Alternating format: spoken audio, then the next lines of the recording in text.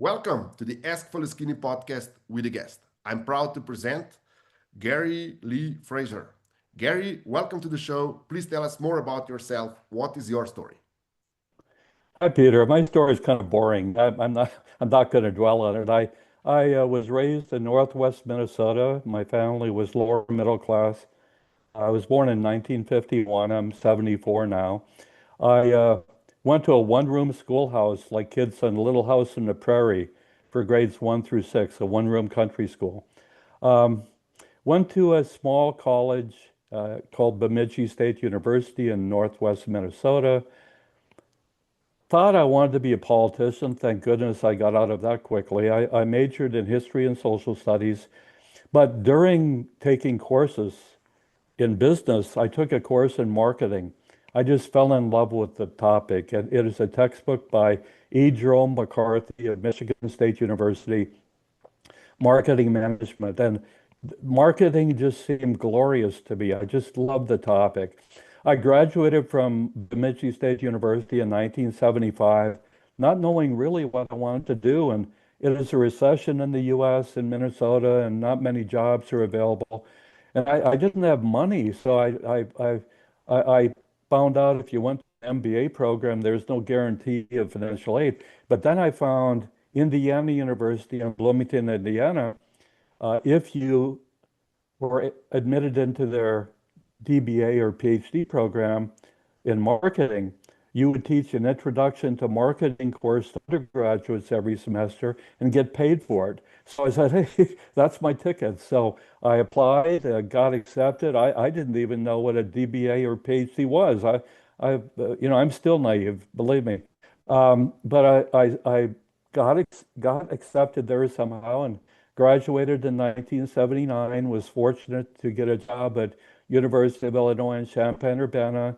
Got married. We moved to USC in University of Southern California, Los Angeles in 1984. And I had a good gig as a professor. I won teaching awards. Uh, they told me to publish in the top journals like Journal of Marketing Research. I did.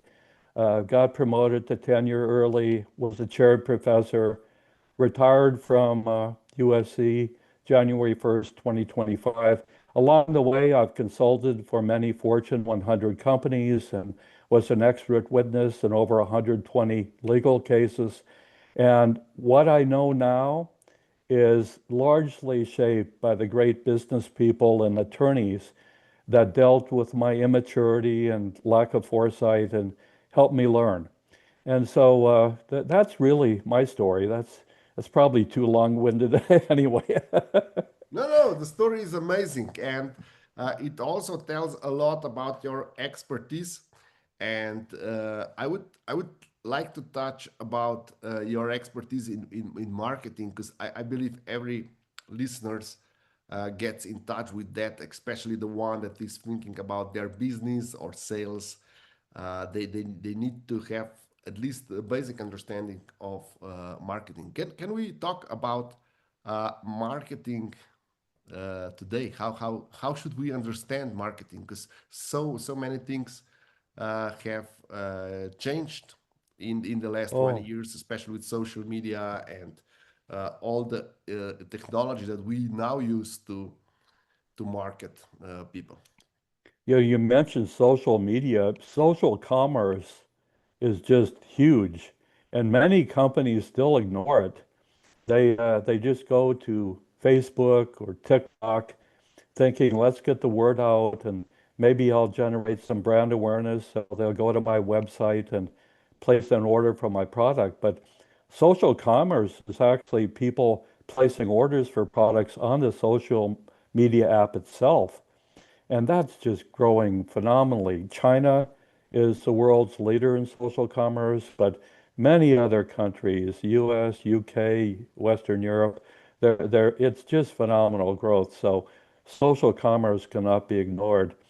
Uh, uh, Peter, you asked a general question. I think the major mistake that small business owners make is going after too many customers. Now that may sound strange, but to me it's very important. I think if you're a small business, you may have a really good product or service, and you're thinking, how can I survive? How can I make money? How can I produce a good return on investment? So the natural inclination is to go after too many customers. And let me give you an example. And if I'm being long-winded, please interrupt me. Many clothing manufacturers, even small ones, target the junior market, which is women 18 to 34, a little price sensitive, but they go for the look. You know, if they find a good blouse or a pair of jeans or a swimsuit that looks appealing, they tend to buy. And some huge fashion companies exist, Dior, uh, Chanel, Prada, and they have brand awareness. Women know who they are. They know their brands. And major department stores and retail chains like Boot Barn, they clamor for well-known brands. But many small manufacturers go after that junior market too. And no women know who they are. No brand awareness, no positive brand associations whatsoever. So what happens is these small manufacturers with nondescript brands, they go to the market and the department stores don't want them. The specialty stores might order from them, but they will put their own label in the garments so that the small manufacturer brand, no one ever knows who they are. And so I think it's a huge mistake to go after, if you're a clothing manufacturer, the junior market because there's just millions of women and too many manufacturers are simply nondescript. So I would instead advocate marketing to me is knowing your customer. And the more you know about your customer, like you described your viewership to me before we started the podcast, you have great knowledge of who looks at your podcast. I think that's wonderful. More companies need to do that. And so instead of going after the junior market, women, millions of women for clothing, go after sorority members, go after cheerleaders, go after young women attorneys, build a following, build brand awareness, build brand associations, great quality, good price. And then once you build brand awareness and brand equity in a narrow niche, then you go to a related niche and you build and build and build. Now, the problem with my advice is you have to have patience and you don't make money for a long time. But eventually, if you follow my advice, you're going to be well regarded. You're going to have brand equity, value of brand in the marketplace will be high, and you'll start making a lot of money. That's the only way to go, in my opinion. Yeah, I would like to have your take on I believe what's number one mistake for small business owners. Tell me. They believe that because these big brands are selling in their neighborhood, they should Yes, also be attacking these big brands. And the key is not to compete, but to position next to them. Is that still the case? Because uh, um, it's impossible to outcompete, let's say, someone that has a huge market share and billion-dollar advertising budget, true. especially if you are a small company with 5 people. Uh, Yes. so you have to create your own niche, as you mentioned, for example, for young lawyers, and then be a brand. And would you say that for most people, building a brand is counterintuitive because so many small companies are making such a huge mistakes because they do exactly the opposite of what you have described.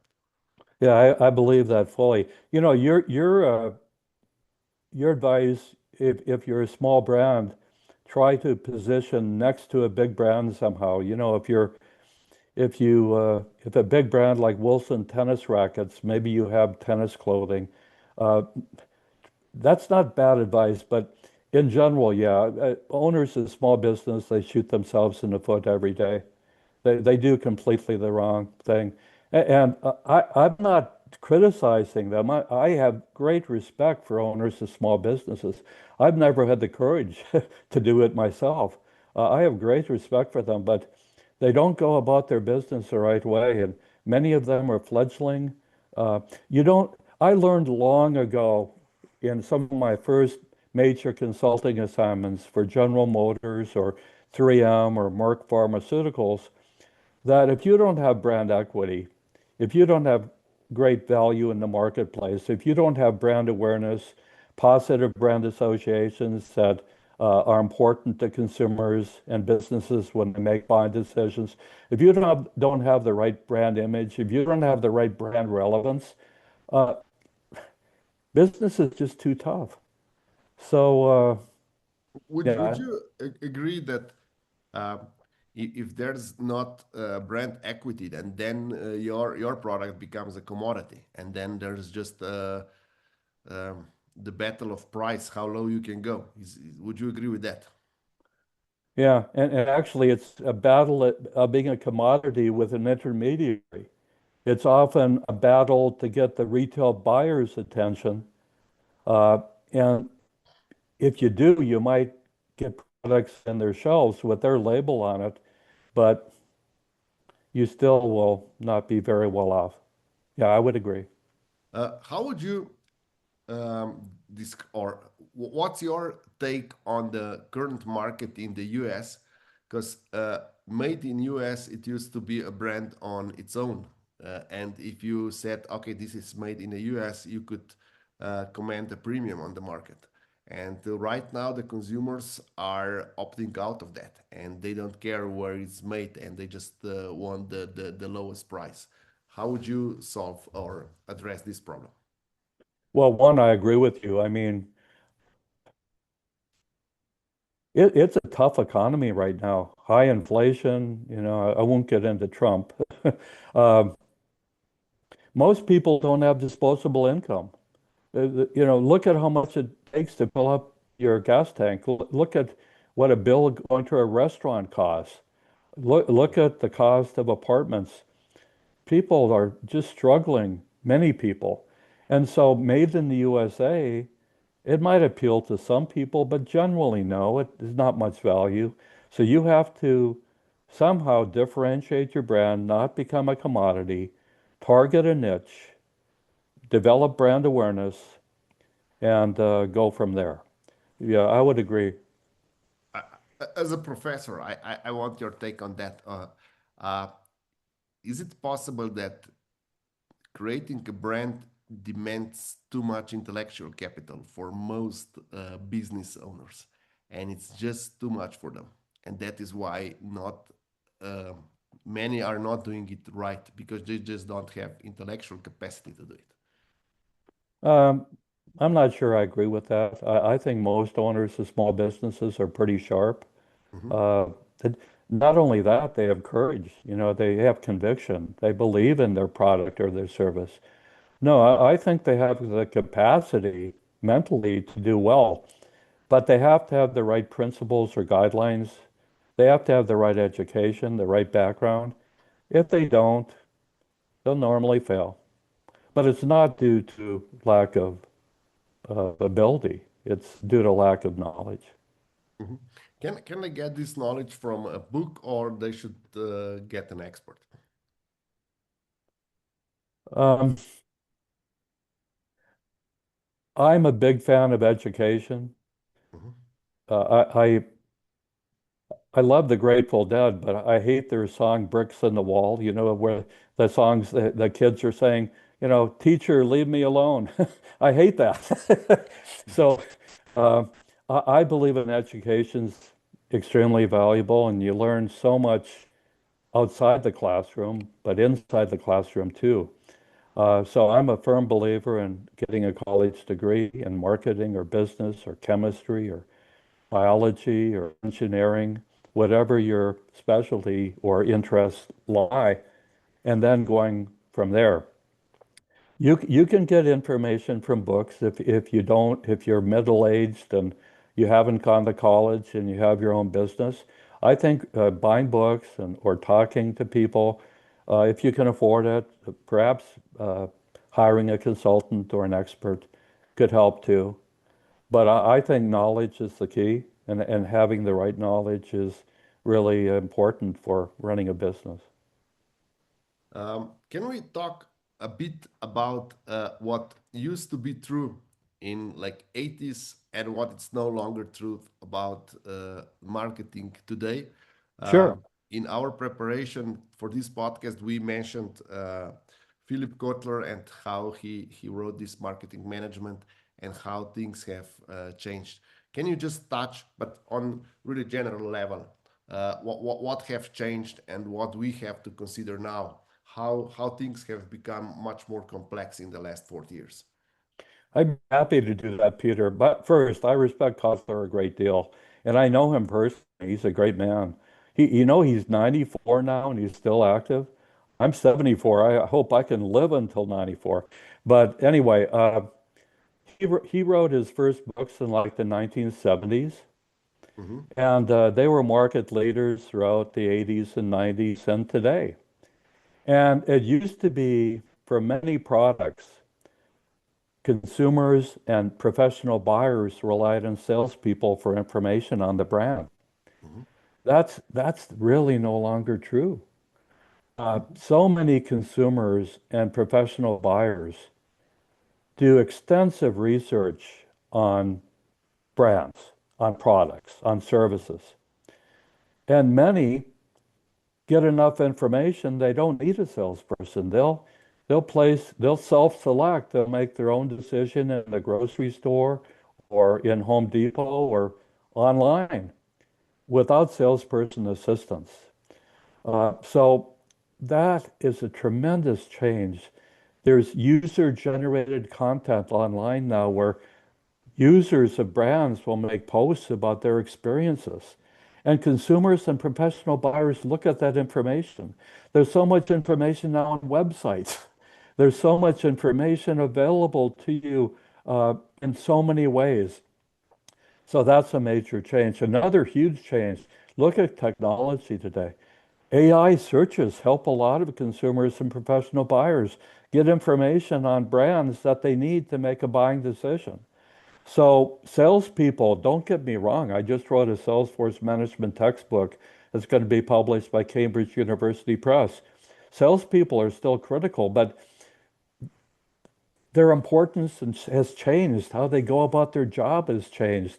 Now they're AI human assistants instead of humans assisting salespeople and dealing with customers. Uh, so, oh, so much. That's a great question you asked me, Peter, and it's just impossible for a textbook that originated in the mid 70s to be adapted to the current day. Kotler and his co-authors have made attempts, but it's not possible to do that well, in my opinion.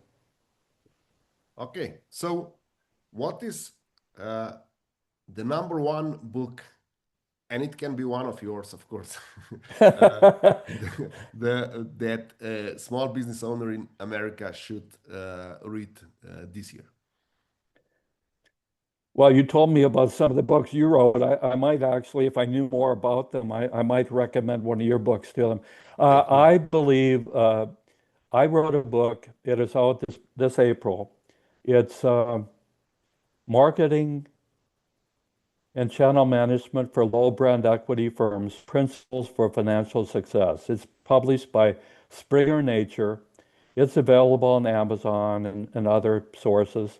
And it develops 21 principles that I feel owners of small businesses need to follow if they have low brand equity at the current time, mainly because they lack brand awareness. I think it's a pretty good book, and I'm not biased. Of Mhm. course I am. But to answer your question, I'd recommend that. Okay, And I will. by the way, I'm wealthy. Thank God's been good to me. I don't need money. I wrote that book to help others. At my age, at 74, people ask me sometimes, what's what's the meaning of life? What's life all about? To me, it's sharing knowledge and helping others. That's really drives me. So I'm not trying to be self-serving here. I'm trying to help these owners of small business who are smart, but they don't know what the hell to do. So, Yeah. Uh, Gary, thank you for this amazing interview. I will include link to the book in the description below. And thank you for all the insights and thank you for sharing that with us. well, it's been a pleasure. And Peter, you're such an enjoyable man. I haven't met you before, and I'm just really like you very much. Thank you.